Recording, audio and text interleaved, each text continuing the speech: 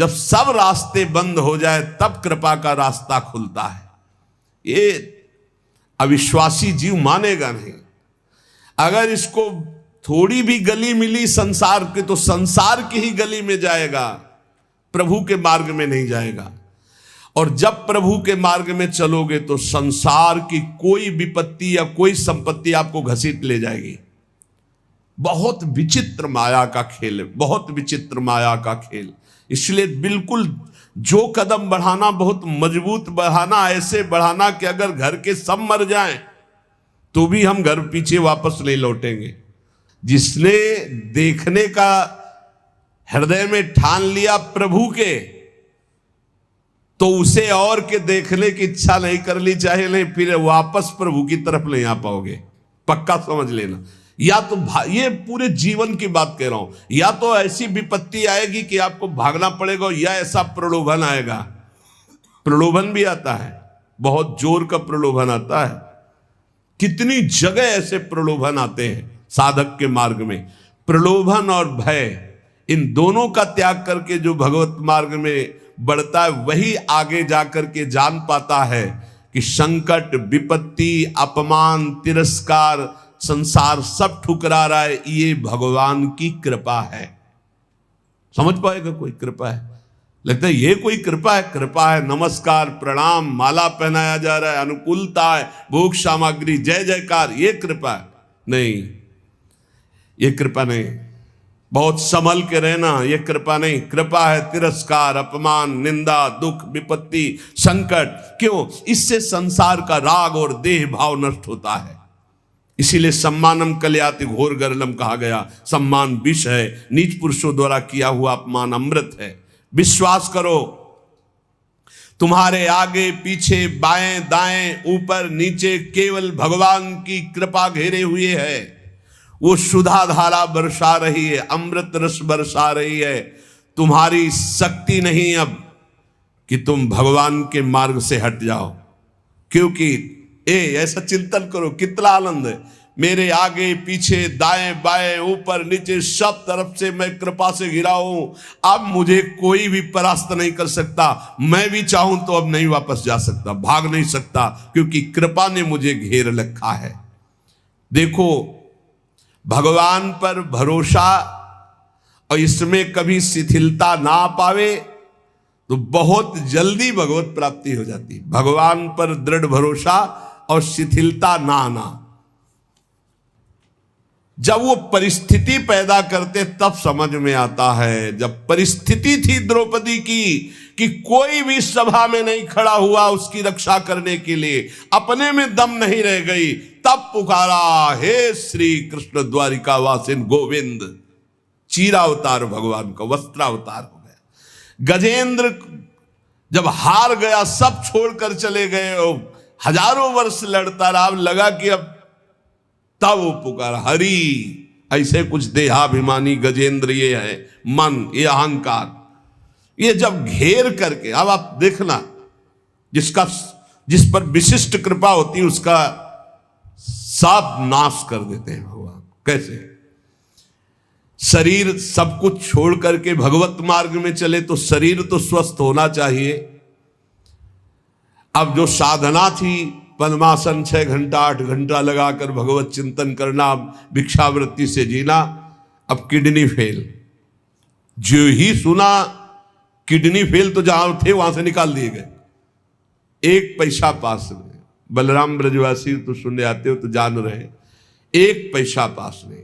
आदेश हुआ 15 दिन में खाली कर दो, कुछ परिचय हमारा नहीं। जब वो 15 दिन के, हमका 15 मिनट, हम तो भगवत आश्रित है। रोड में राधा वल्लभ जी के सामने झोला लेके बैठे, हाँ मालिक अब बताओ कहाँ। बस इतनी प्रार्थना कि अब काशी वापस न जाना पड़े प्रभु, क्योंकि धाम के बिना हम जी नहीं सकते। आप उस परिस्थिति को झांक भी नहीं सकते कि क्या स्थिति उस समय। अब साधन ये तो केवल भगवत कृपा से बैठे हैं, हम कोई थोड़ी बैठने लायक है। ये जो बैठकर सत्संग हो रहा है केवल कृपा से हो रहा है, किडनी बैठने लायक नहीं है। वर्तमान में इस समय जैसे आग रखी हो ऐसे जल रही, पर उसका भान केवल श्री जी के प्रताप से नहीं, फेल किडनी से ऐसे नहीं बैठा जा सकता कि इतनी देर बैठ करके प्रवचन किया जा सके, ये नहीं, ये सब अलौकिकता केवल कृपा से हो रही। सर्वनाश स्थिति, स्थान हटा दिया गया, शरीर अस्वस्थ, घोर अस्वस्थ, व्यवस्था पूरी भंग। अब लगा एक, अभी हम समझते थे हम शरणागत हो गए, बचपन से शरणागत हैं। शरणागति बचपन से शुरू हुई, आत्मसमर्पण, और वो होते होते होते होते तब समझ में आया कि अब आत्मसमर्पण पूर्ण हो रहा है। कैसे पूर्ण हो रहा है? अब कुछ नहीं बचा। शरीर का भरोसा गया कि साधना नहीं हो सकती, कोई कहीं कोई अपनापन नहीं। एक एक ऑपरेशन इतने आराम से हुआ कि हम तुम्हें कैसे बताएं। आराम, हर हमें कभी लौट कर जिंदगी में जन्मभूमि नहीं गए, जिस दिन से निकले आज तक। कानपुर अस्पताल में गए थे, कानपुर से तो बहुत दूर ग्राम, कभी नहीं गए, लेकिन एक आशा, एक छोटी सी झीनी रेखा आशा की, कभी तो है ना भगवान उसका भी कोई नहीं तेरा। तो वृंदावन वृंदावन, हमें तुरंत ले चलो वृंदावन। वृंदावन आए और उसी समय से प्रण लिया ये प्राण, ये जीवन वृंदावन को समर्पित है। बस एक टूटी सी छत के नीचे हमें हितधाम में रहने को मिला। वो पत्थर टूटे, कभी भी गिर सकते थे, ऐसे छोटी सी, सीधा लेटो तो पैर नहीं, दीवार में ऐसे थोड़ा सिकुड़ना पड़ेगा, और अगर ऐसे लेटो तो बस पैर फैला के एक बीता, बस इतनी, आगे कोई बारिंदा नहीं, आगे कोई, वो तो बाद में। ऐसा कष्टपूर्ण जीवन। अब वो आर्त भाव अंदर से जो प्रकट हुआ, हे प्रभु अब तो मैं किसी काम का नहीं, वहीं से बात बन गई। साधना वैसे तो सब चल, लेकिन जो शरणागति की बात आई, जो ठसक की बात आई, जिस ठसक में आप लोगों को हम कहते हैं भगवत प्राप्ति, ये जो हम बोलते हैं ना, ये केवल बोलते ही नहीं है।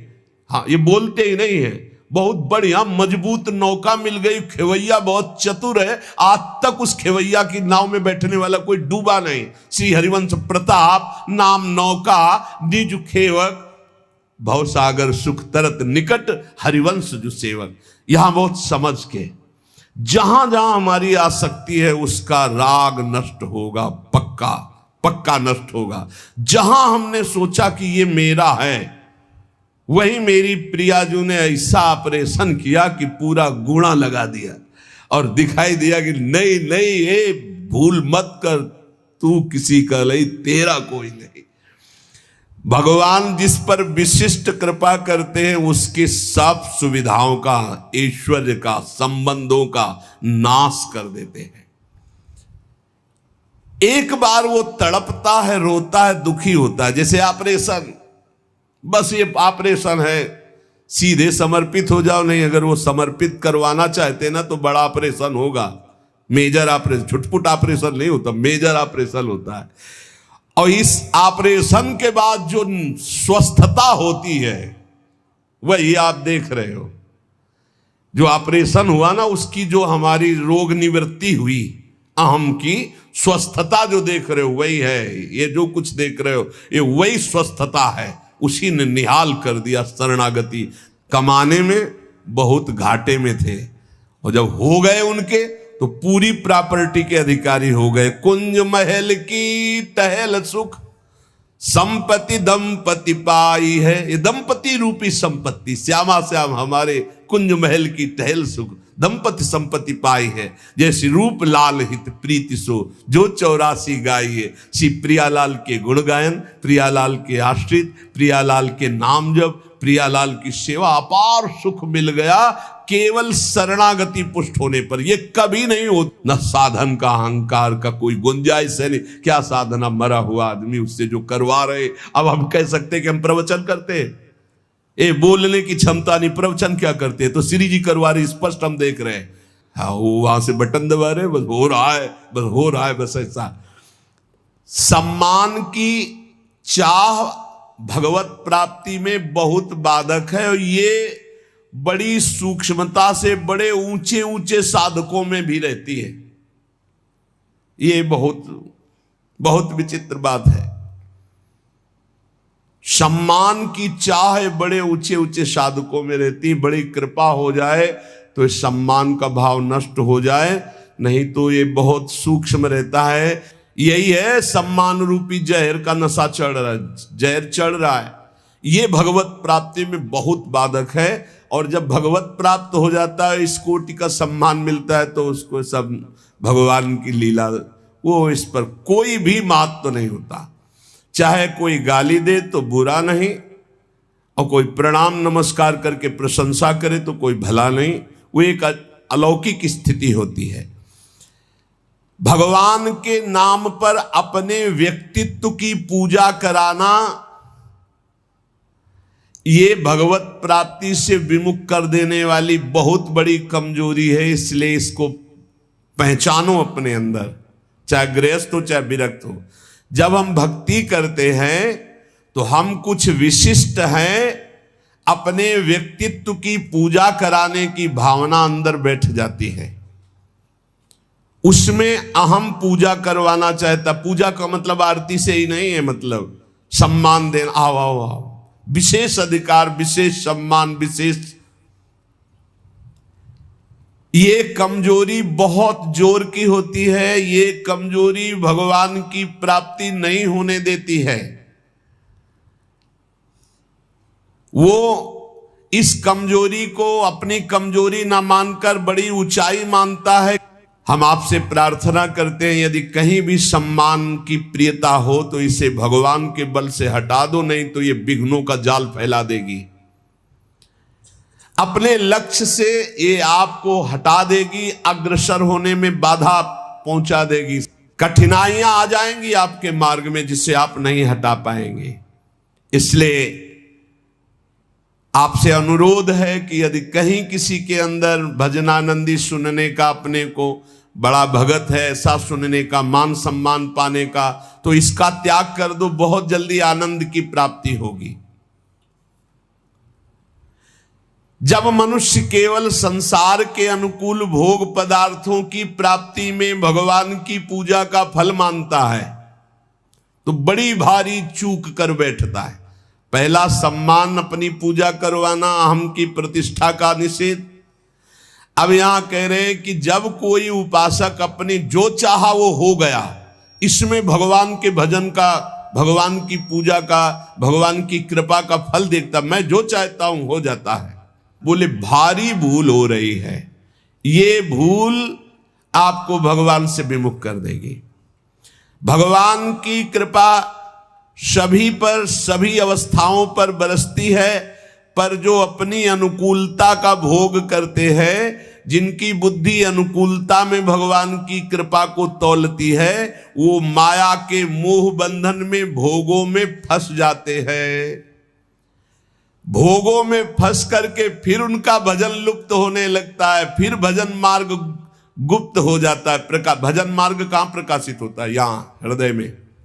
हृदय में भजन मार्ग प्रकाशित होता है, बाहर दौड़ना भजन मार्ग नहीं। हृदय में अंतर्मुख होकर के निरंतर अपने परमात्म चिंतन में लगे रहना। सबसे बड़ी गलती है भोगों की, मान की अनुकूलता प्राप्त होने पर भगवान की कृपा मनाना। कभी मत मनाना, नहीं तो जहां प्रतिकूलता आई तो कोसने लगोगे प्रभु को। मनुष्य का भजन, भगवान नाम जप, शास्त्रों का स्वाध्याय, ठाकुर सेवा, इसका फल है भगवान में प्रीति हो जाना। इसका फल है दुख सुख लाभ हानि मान अपमान में समान स्थिति रहना। दुख सुख लाभ हानि मान अपमान में समान स्थिति रहना, यह भजन का फल है। पर जो उपासक मनमानी पूर्ण होने पर भगवान की पूजा भजन की सफलता मानता है, तो जहां भारी प्रतिकूलता हुई तहां उसकी सोच उल्टी होने लगती है। ऐसे हमें अतरे दिन सुनने को मिलता है एकांतिक में। तो ये लिखा है, जो सुनने को मिल रहा है वही लिखा है। इतने दिन जल चढ़ाया, इतने दिन पूजा की, हमारे अमुक परिवार के सदस्य को भगवान मार दिए। क्या चला जाता उनका अगर वो ऐसा ना करते तो? जो पहले कृपा भगवान की थी अब वो नहीं रही। वो क्षोभ कर बैठेगा। वो भगवान के मंगल विधान में अन्याय मान लेगा। यहां तक कि फिर उसके हृदय में ऐसी नास्तिकता आ जाएगी कि बिल्कुल सत्य ऐसा ही है। कितने लोगों के भाव बिगड़ जाते हैं ऐसे, जो इनको सही सत्संग नहीं मिला, जो सही भजन में नहीं लगे, उनको यूं कह करके वो भगवान के मार्ग से भ्रष्ट हो जाते हैं। इसलिए हमारी कामनाओं की पूर्ति हो तो भगवत कृपा, ये मानना छोड़ दो। मनुष्य को सफलता मिलती है शुभ कर्म से, और असफलता मिलती है अशुभ कर्म पाप से। और भजन से बल मिलता सफलता असफलता में समान रहना।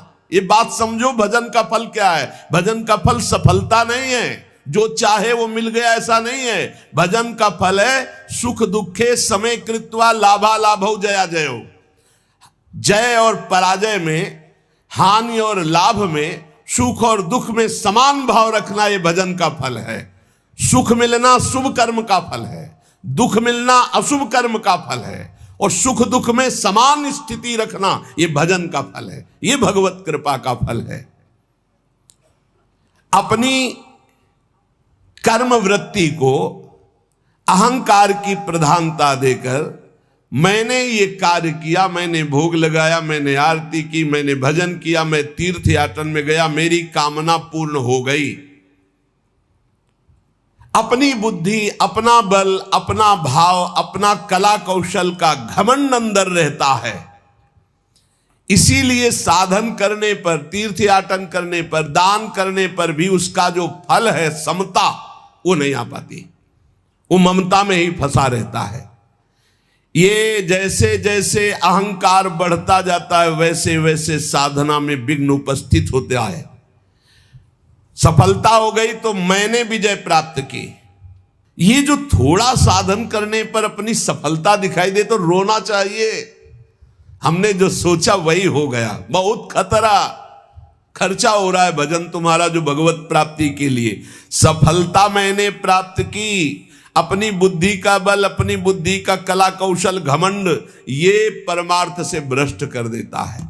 तो भगवान को प्राप्त करने के लिए उपासक को चाहिए कि भगवान कामना आवे तो एक तो कामना ना करे, अगर आवे भी तो भगवान से ही बहे। वो कामना समर्पित करते हुए ये प्रार्थना करे कि प्रभु मंगल भवन, ये कामना आई है, यदि आपके भजन में सहायक हो तो पूर्ण कर देना, और भजन में यदि बाधा करने वाली हो तो कभी पूर्ण ना करना। जब भगवान, बहुत ध्यान से सुनना, किसी पर विशेष कृपा करते हैं तब सबसे पहले उसकी सुविधाओं का नाश कर देते हैं। विशिष्ट कृपा चाहिए, विशेष कृपा। कृपा तो है ही सब पे, दया भी है। विशिष्ट कृपा चाहिए तो कह रहे जिस पर कृपा करते हैं तो सबसे पहले उसके सब व्यवस्थाओं का नाश कर देते हैं। बहुत कठिन कृपा है। यही भगवान ने युधिष्ठिर जी से कहा, जिस पर मैं कृपा करता हूं उसका सर्वनाश कर देता हूं। चाहिए सर्वनाश, जो अपने सर्वस्व को मिटा देता है। तो क्या है आपका? है क्या आपका? कुछ नहीं। मतलब आपके भ्रम का नाश का मतलब है सर्वनाश। आप समझ लीजिए, डरना नहीं। भगवान के भजन का मतलब विशिष्ट कृपा, विशिष्ट कृपा का मतलब है मतलब एकदम सर्वनाश कर दे। तो चक्रवर्ती सम्राट अम्बरीश जी थे महाभागवत, और दरिद्रता की हद थी सुदामा जी के यहां, तो सुदामापुरी खड़ी कर दी। समझो जा, भगवान जिस पर कृपा करते हैं विशेष। क्यों?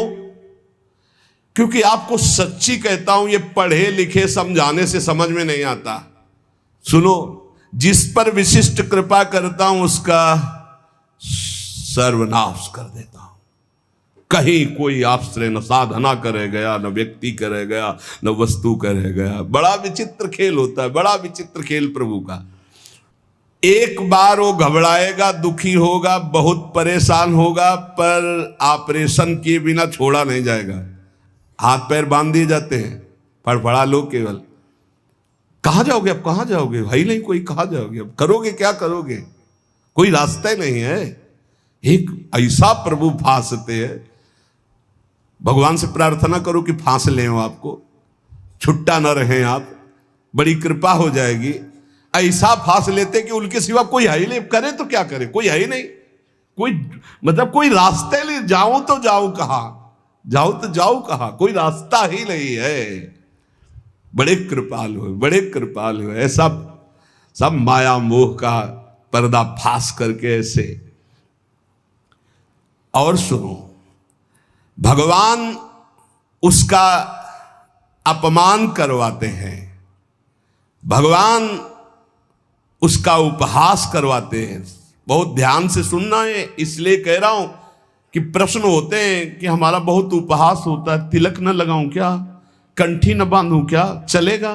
क्योंकि लोग उपहास करते हैं, घर में ऐसा कहते हैं, सेवा न रखूं क्या? तो क्या समझते हो, भगवान के मार्ग में चलने के लिए जब एक संसार का पति वर्ण करती है तो ठसक से सुहाग भर के चलती है, वो किसी के उपहास को डरती है। तुम जगत के मालिक का सुहाग भरे हुए हो, ये तिलक ये कंठी, तुम्हें शर्म आती है इस बात के लिए कि कोई तुम्हें भगत कहकर उपहास करेगा तो तुम कंठी तिलक उतार दोगे? कैसी निष्ठा है? भगवान अपमान करवाएंगे, भगवान उपहास करवाएंगे। क्यों? ये दवा है, दवा। इसके बिना ये भवरोग ठीक नहीं होगा। ये दवा मिलेगी, पहले से बता रहे, थोड़ी कड़वी दवा है, मिलेगी। और जिसको ना मिल रही हो तो अभी अस्पताल में भर्ती नहीं हुए हो, आप अपने को स्वस्थ मानते रहो, नाड़ी पकड़े जाएंगे, हर दोष सामने आ जाएंगे, फिर दवा शुरू होगी। क्योंकि एक कह रहे थे कि आप कहते हो भक्ति में बड़ी प्रतिकूलता आती, मेरे जीवन में तो कोई प्रतिकूलता नहीं, तो अभी वो भक्ति आई कहां है? ऐसा क्यों करते हैं? क्योंकि जहां जहां हमारा राग है उसका नाश होकर भगवत प्राप्ति के लिए जो जो हमें सद्गुण चाहिए वो श्री भगवान देते हैं। इसलिए कभी शिकायत मत करो। भगवान की जब कृपा होगी तब आपको लौकिक भोगों की तरफ बढ़ने में असफलता होगी। जो तुमको प्यार करते थे वो ठुकरा देंगे, जो तुम्हारा सहयोग करते थे वो बंद कर देंगे, जो तुम्हारा नमस्कार प्रणाम वो तुम्हारा तिरस्कार अपमान कर देंगे। तब आपका हृदय आसपास से टूट करके एकमात्र भगवान की तरफ जाए। अगर चिंतामणि ने धक्का दे के न निकलवाया होता तो बिल्व मंगल जी बिल्व मंगलाचार्य न बनते, पक्का। ये बड़े कृपालु भगवान है, बड़े कृपालु है। उनकी कृपा जब बाद में आपको समझ में आएगी तो आपको आनंद आ जाएगा।